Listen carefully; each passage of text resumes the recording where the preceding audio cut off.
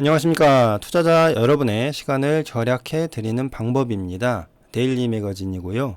2023년 7월 3일 월요일 오전 8시 36분 지나고 있습니다. 먼저 우리 재건주에 대해서 과연 어떤 생각을 가지고 있어야 될까? 여기에 대한 개인적인 생각을 한번 전달을 좀 해드리려고 준비를 해봤습니다.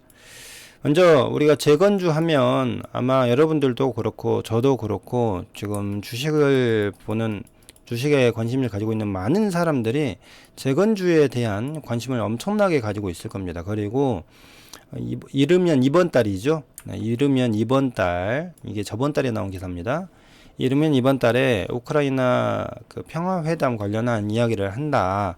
그래서 한 번 정도 여러분들께 그런 말씀을 드린 적이 있을 겁니다. 2023년 내에 미국은 우크라이나 전쟁을 종식시키고 중국과의 그 뭐랄까요, 견제? 네, 여기에 집중을 하려고 할 것이다 라는 이야기를 한번 들려드린 적이 있는데, 거기에 대한 비전, 거기에 대한 생각도 조금 바뀌어야겠다라고 이제 결론을 내렸습니다. 자, 그래서 그런 이야기를 좀 들려드려 보려고 하는데요. 먼저 우크라이나 재건하면 많은 사람들이 먼저 떠올리는 키워드가 뭐냐면 1200조입니다. 그래서 엄청난 시장이기 때문에 이거를 선점하는 게 중요하다. 여기를 들어가면 정말 몇 년치의 먹거리는 뭐 그냥 따놓은 당상이다. 이런 이야기들을 하면서 많은 사람들이 우크라이나 재건주 뭐가 있을까 생각을 하고, 지금 우리나라 정부에서도 모듈러 주택이 뭐 어떻게 된다느니, 우크라이나에 뭘 우리가 그 군사적인 뭐를 지원하겠냐느니, 이런 이야기를 계속 하고 있는데요. 저는 우크라이나 재건 관련해서 호는 맞습니다. 호. 그죠? 호불호라는 이야기를 하죠. 네, 호는 맞는데, 개인 투자자들이 주식을 하는 관점에서 우크라이나 재건주 지금 시점에서는 이제 불호라고 봅니다. 불호. 호는 맞는데 불호라고 봐야 된다고 보거든요. 그 이유를 말씀드려볼게요. 먼저 이것만 생각을 해보자.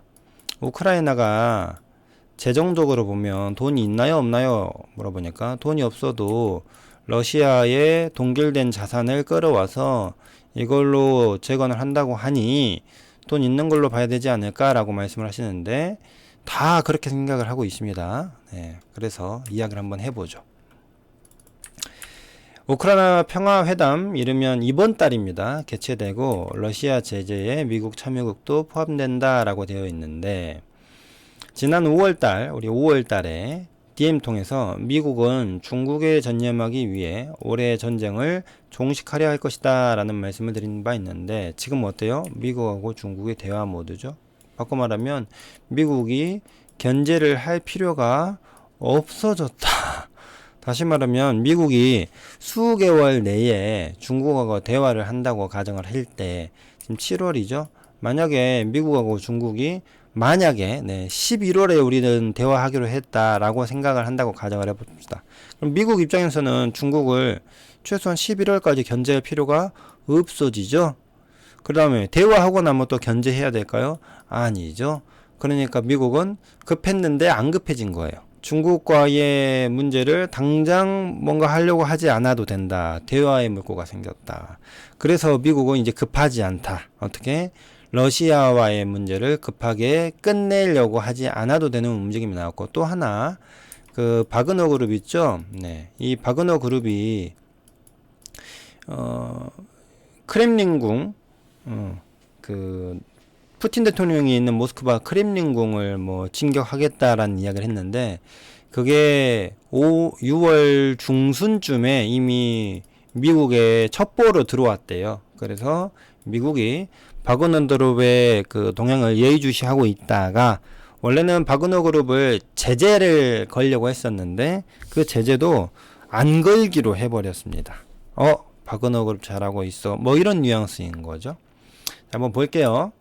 우크라이나 재건 관련해서는 실제로 최근 시장 또한 관련된 종목들, 그 다음에 수혜주에 대한 기대감으로 들끓어서 많은 종목들의 탄생을 이야기시켰는데요. 그렇다면 우리는 오로지 투자자의 관점에서 생각을 깊이 있게 가져가야 된다고 보입니다.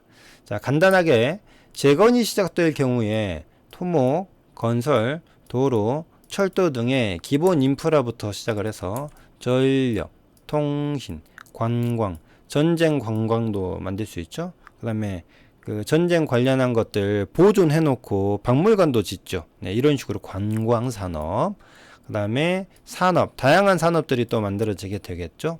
예를 들면 우크라이나에 있는 천연 자원들, 이 채굴하고 개발 관련한 산업 연결도 될 수 있고요. 여러 가지가 생길 겁니다.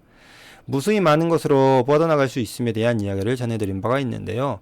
건설에 대한 시각을 갖되 전력 수요에 대한 이슈화를 미리 고려한다면 충분히 풍력, 원자력, 태양광 등 친환경 에너지 쪽으로 이야기도 생각을 해볼 수 있다라고 말씀을 드린 바 있습니다.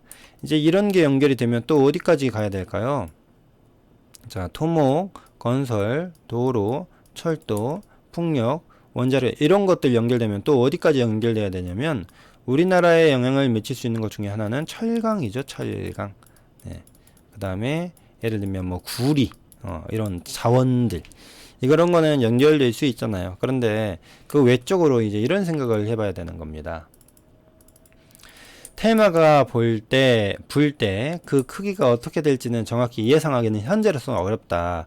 왜냐하면 우크라이나 재건에 대한 수요는 어디에서 나오며 우크라이나 재건은 언제 제대로 올지를 예상하기가 어렵기 때문이다. 자, 먼저 우크라이나 재건 언제 제대로 올까? 여기에 대해서는 미국이 제대로 오게 할 거다라고 생각을 했었거든요. 그런데 지금 어때요?